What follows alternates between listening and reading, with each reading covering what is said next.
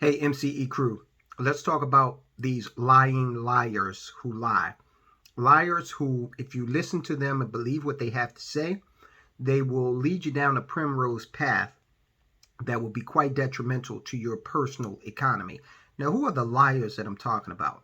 Well, here's one. Putin's price hike. It is so patently obvious and demonstrably false that Putin is the one that's responsible for inflation here in America.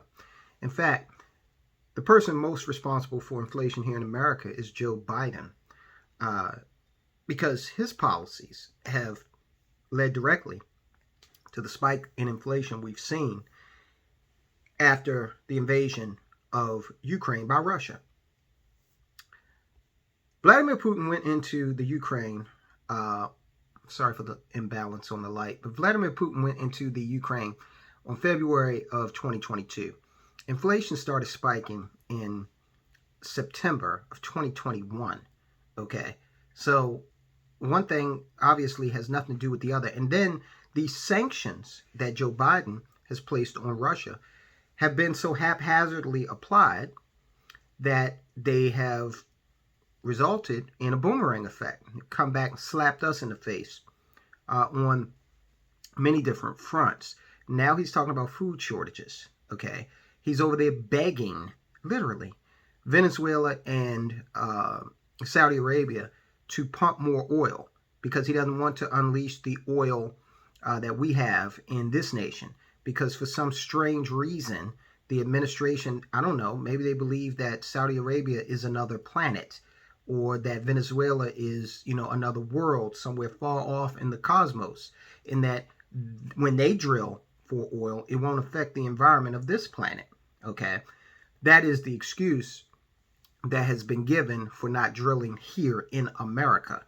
We are no longer energy self-sufficient like we were during the Trump years, thanks to the fact that, environmentalism. But it's a fake environmentalism because President Biden is still flying around in a 747, and he is also asking other oil-producing nations here on Earth to open up their taps and drill more. Okay, insanity. All right, it's just the whole idea of that is just insane. It lacks any real basis in reality. But in any event, okay, you've seen the chart. You know that according to what the numbers say, to hell with what Jen Psaki says, the professional liar, paid obfuscator. The data cannot be disputed here. There's another lie that they're out there telling. And we cover this one from time to time. We do it once a month. And that's the inflation lie. Well, the news came on, and, most people watch the news and they just take whatever they say for gospel. So you've got people who believe that inflation is at 8.5%. And 8.5 sounds a hell of a lot better than 16%, which is where inflation is in actuality if you add in food and energy, the two portions of the economy that you interact with the most.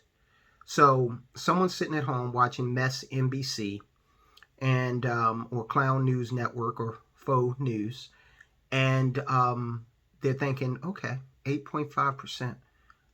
That's not good, but it's not terrible.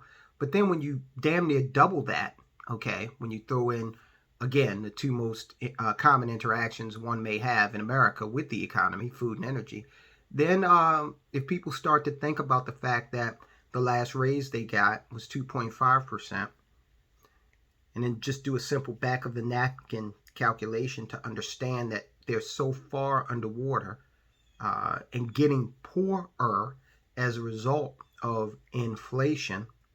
Inflation not driven by a world leader over in Moscow, but driven in large part by putting trillions of dollars onto the street. And look, I'm fair. Trump started that with the signing off on the stimulus packages. Shouldn't have done it, because if these governors, and remember, the governors are the ones that shut down the economy, not the federal government. The governors did that in their individual states. So if the governors were going to make that type of move, then they should have had some sort of way to, help their citizenry out. But governors went through during the pandemic and they destroyed businesses, wholesale, destroyed. There are several restaurants my wife and I used to frequent that are gone. Okay. There are several other businesses. I did a thing on Facebook, a brief little Facebook video talking about the dry cleaner that I'd gone to for like 20 years. Okay. And I walked in one day and the lady said, I can't take your clothes. I can't take your laundry because I'm closing. And I'm like, why are you closing? She said, because the landlord is raising my rent by $3,000 and I can't afford that. And so we get to talking about it and come to find out, landlord's taking losses in other areas because he's got a commercial and a residential portfolio. And there were all the moratoriums on rent. And so they were trying to make it up in on the commercial side, which was crazy because this woman had a thriving business that had been there for decades. So she was obviously a good client paying her rent. Also, kind of, as a side note, gives you an idea of the power of ownership. Okay, one decision and her business evaporated. And she was telling me that she couldn't really affordably open a business, a dry cleaning business, anywhere else. This woman used to have all of the equipment to do the dry cleaning in-house. I loved that. I hate to go to a dry cleaner and then have them send my clothes elsewhere. I don't like that. But hey, this is where I am because most of the one, I haven't found another one that does in-house. So in any event, I'm recording this video in the morning, so the light is on this. Just bear with me. I'm frustrated about my dry cleaners. So that was again another business that evaporated thanks to the fallout from the decision by governors to shut down the economies. And then that precipitated this idea to put trillions of dollars out on the street in stimulus. And now the government is addicted to spending in increments of 1 trillion. Okay. And that's not good. So when you put all that money out on the street, that's what drives inflation. Okay. People have more money, so they're going to put it back into the economy. And that's going to skew supply and demand, and it's going to drive. I mean, this is a, you could audit a macroeconomics class. And for those of you from Walbrook Junction, audit simply means you sit in on a college level class. You don't get credit, but you don't have to pay for it. So you can audit a college level macroeconomics 101 class. And you probably go in there and sit through the first session and learn this. Okay. So when Jerome Powell, who's the chair of the Federal Reserve, comes out and says that he doesn't inflation is transitory, we don't even have to worry about it. After trillions of dollars have been put on the street, he's lying because he knows better. So all of these folks are engaged in a campaign of untruth and trying to obscure the facts of what is really happening. You have to be savvy enough to understand that they are lying and delve into finding out what the truth is. Now, how can this help you?